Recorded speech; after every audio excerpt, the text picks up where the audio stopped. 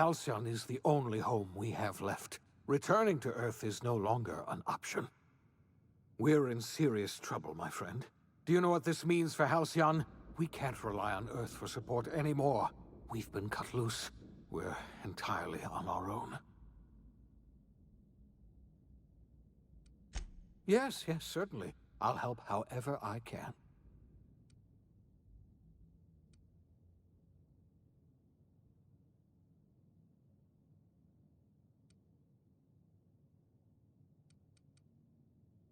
I don't know what happened, but something must have gone horribly wrong. I don't know why Earth's gone silent. I don't even know if Earth exists anymore. We have no connection back to Earth, and return is likely impossible. We're completely alone out here. You might have heard of the Earth Directorate's frigate. Half the colony's entire military was on that ship.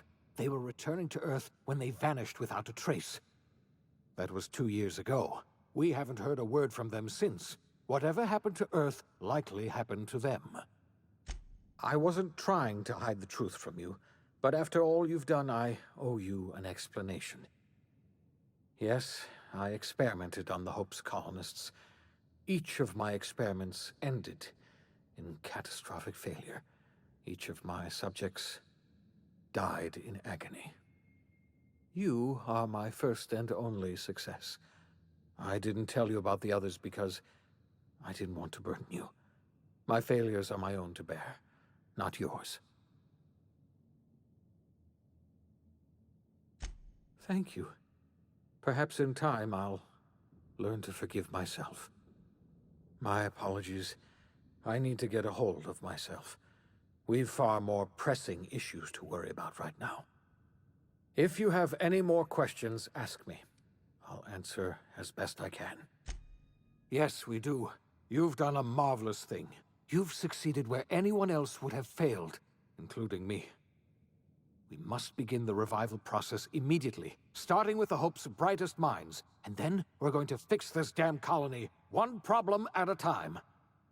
We're going to need a leader, and I can't imagine a better person for the job than you. What do you say, old friend? Will you help us?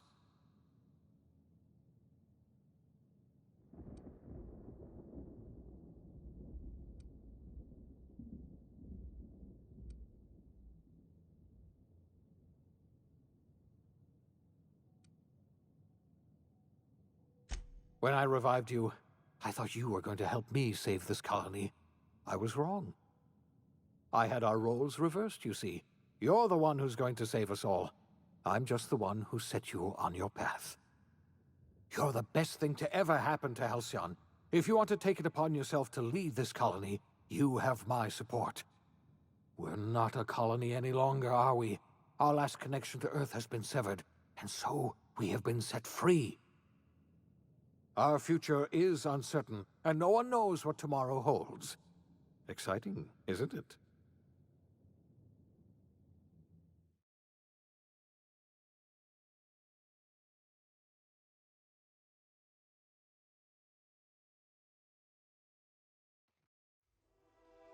The OSI teaches that everything in the universe happens according to the grand plan.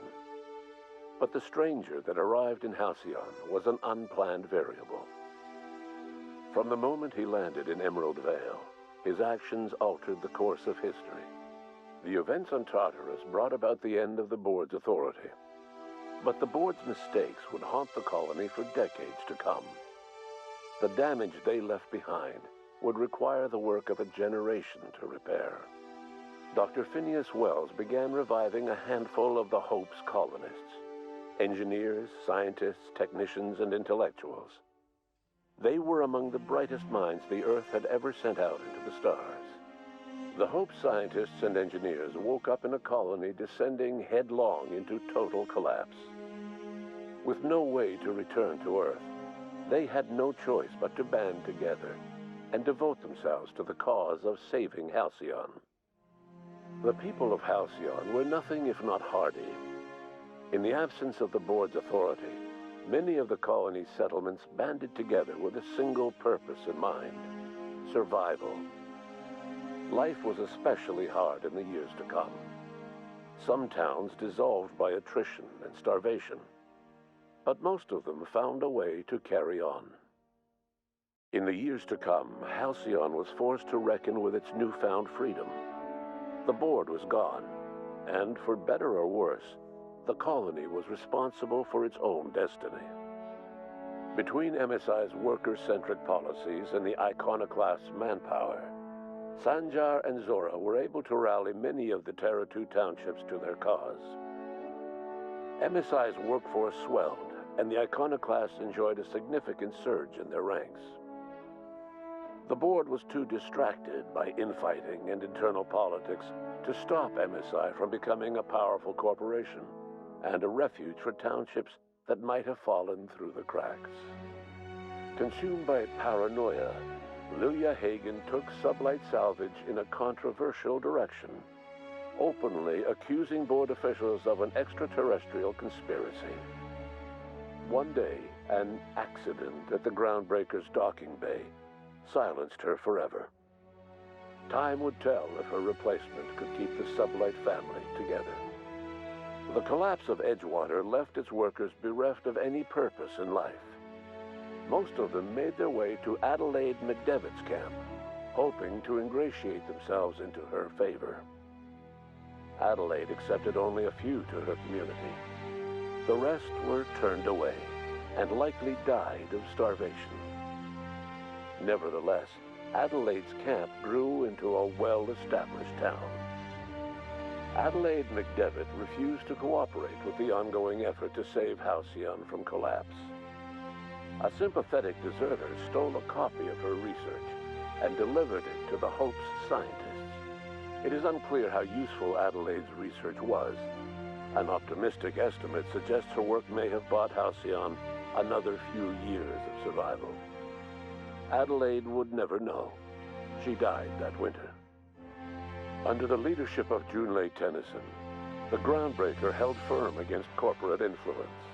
The ship's mechanical stability gave Junlei the time to educate a promising generation of engineers schooled in her family's traditions. The future of the Groundbreaker looks promising.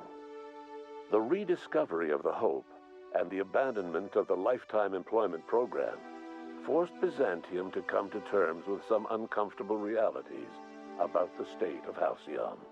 While Byzantines were reluctant to surrender the luxuries they'd grown accustomed to, the board's diminished authority gave them little choice in the matter. Nearly everyone had to learn to make do with less. Some even had to get jobs. It was a dark time indeed. Your influence shifted Ellie's perspective. She finally admitted, albeit grudgingly, that she just might need other people. Sometimes. With a steady income from the life insurance payouts, she was finally able to afford a ship of her own. She hired a small crew and flew supply missions to communities on the fringe. Some of them were even legal. Life in Halcyon was sobering for Felix Millstone. The grand revolution he dreamed of never came. There was no great awakening for the colony, no celebrations in the streets. There was only the hard, desperate work of trying to repair a broken colony. Felix never had a head for numbers, but if there was labor to be done, he was there to help. Eventually, Felix realized that the work of a revolution was done with two hands. As much as he enjoyed his adventures aboard the Unreliable, the vicar, known as Max, eventually decided that it was time to move on, to live out the life he had sought so long to create. He knew there were many in the colony who carried burdens much worse than the ones he had struggled with, and he devoted himself to easing their suffering wherever he could. He only ever took up arms again to defend the defenseless. Unshackled from a lifetime of striving and fighting the universe and himself, Vicar Maximilian de Soto was finally at peace. Once the matter with the Hope colonists was resolved, Junlei bashfully asked Parvati if she'd like to join her permanently on the Groundbreaker, and Parvati enthusiastically, if somewhat awkwardly, agreed. The stories of her adventures spread across the colony, and Parvati soon found herself the center of attention.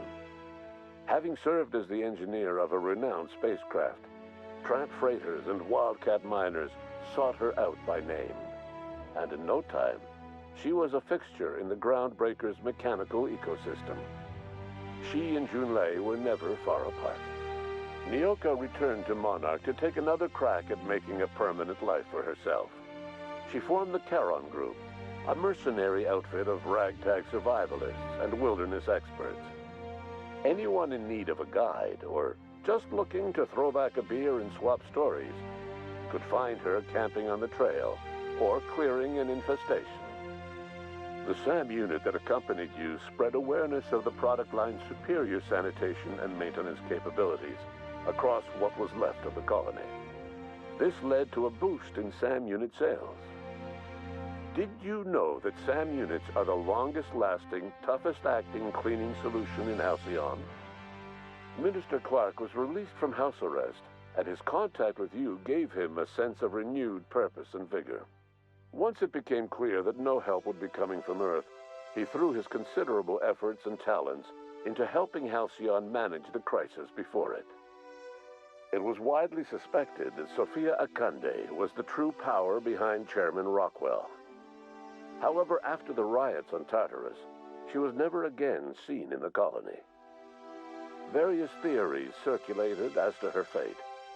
Some believed she boarded an interstellar ship capable of journeying to a distant colony. Others believed she died trying to escape Tartarus. Some few suggest she fled to Monarch, where she continued to live among a small band of loyalists. There is another theory, which suggests that Sophia's encounter with you changed her, and she deliberately retreated from public view, but continued supporting the colony in secret. When Dr. Wells began reviving the Hope's colonists, he found himself with a sudden windfall of additional supplies and resources, courtesy of an anonymous donor. If Wells knew who his supplier was, he never told a soul. Chairman Rockwell served as the public face for the changes in Halcyon to come. Whenever you needed strings pulled or a voice to sell a policy change, Rockwell was only too happy to oblige. As for Dr. Phineas Wells, he spent his remaining years in his orbital lab. He eventually came to terms with his own past and was able to forgive the mistakes of his younger self by devoting his remaining years to serving the colony. In the end, Dr. Wells was able to save every scientist and engineer aboard the Hope. Over the next decade, nearly all of the Hope's remaining colonists were successfully revived. Halcyon saw a period of rapid technological and scientific advancement. Breakthroughs in dietary supplements saved the colony from starvation. Geoengineering projects and social reforms began to change the structure and character of the colony. Dr. Wells laid the groundwork for the project to save the colony, but he would never live to see the fruits of his labor. He passed away a few years later. His work was carried on by the scientists and engineers he revived. Today, Halcyon has stabilized. The people of the colony work hard to adapt to their new circumstances. Nearby colonies send aid and supplies. Life will never be easy in Halcyon, but for the first time in its history, there exists a sense of real, genuine hope about the future. And what about you? The unplanned variable in the history of Halcyon. Long after Wells passed away, you carried on his work with more energy, determination, and brilliance than he could ever muster. The years that followed were hard, but Halcyon survived by the efforts of the Hope's most promising colonists, the greatest of which was you. No one knows what's happened to Earth, and no one knows what the future has in store for Halcyon. All we know for certain is this: the name of the Unreliable and that of its intrepid captain will remain the subject of countless stories for years to come.